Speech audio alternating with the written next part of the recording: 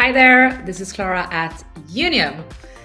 In this video, my dear colleague Walter will walk you through how to run multiple legal entities in Younium and multiple currencies and much more. I'll hope you will enjoy it. Bye-bye. Accounts receivable functionality in Younium.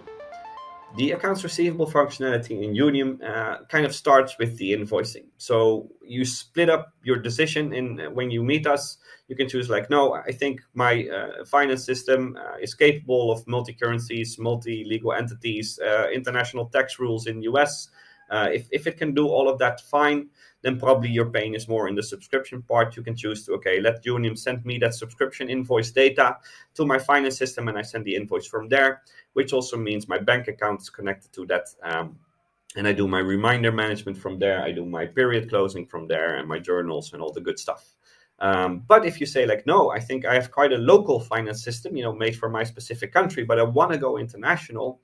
It could be a super cool thing to look at Younium's accounts receivable, because then you can choose to send the actual invoice like we did with the invoice batches. And every customer could have said like, I want to have an email with a PDF invoice, or I want to have a PEPL invoice, the e-invoicing standards or other even invoicing standards are also supported.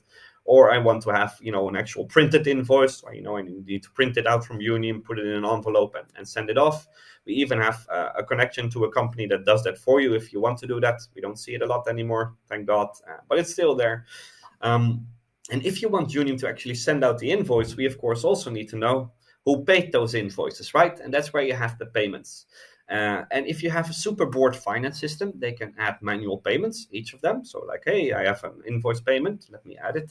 But if you are less bored in finance, you can either import bank statements directly, or you have a connection to the bank. So we link your bank to Younium via PSD2 certified banking gateway called AYA for Europe, called Aritma for Nordics, for instance.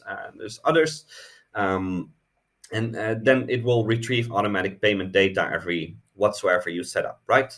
And then you can also, of course, receive all the payments you receive, and then you can say like, okay, Younium says this invoice probably belongs to that payment. But there's probably, if you have invoice reference 1234 and the customer put 4321 in the invoice reference, there's some matching you have to do manually, like because there was a mistake in the reference field, for instance. So that's what you do here. And once we have the invoice data, of course, you also have a reminder. You want to send reminders if the payment term is over and the due date is gone. So you can either do, we sometimes see customers that have, maybe super high average revenue per account. They only have maybe 100 customers. They want to do it a bit manually. So that's an empty demo environment. You see all the invoices that are past due here.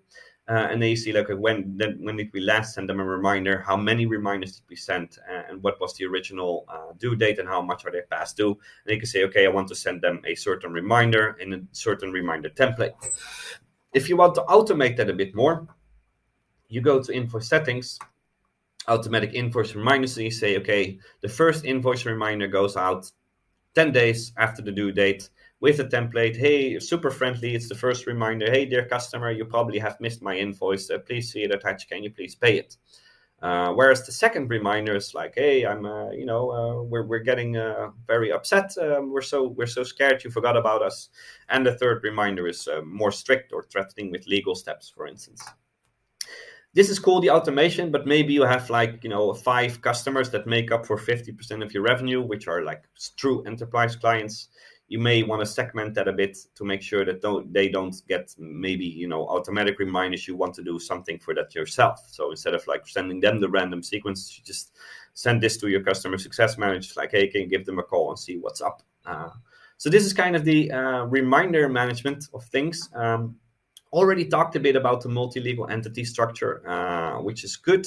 And we also talked a bit about the currencies, but I just want to talk a bit about the currencies, because you kind of work with 3 currencies, right? So you have your pricing currency that is on your website. So, the subscription is 100 GBP or 100 euros or 100 US dollars.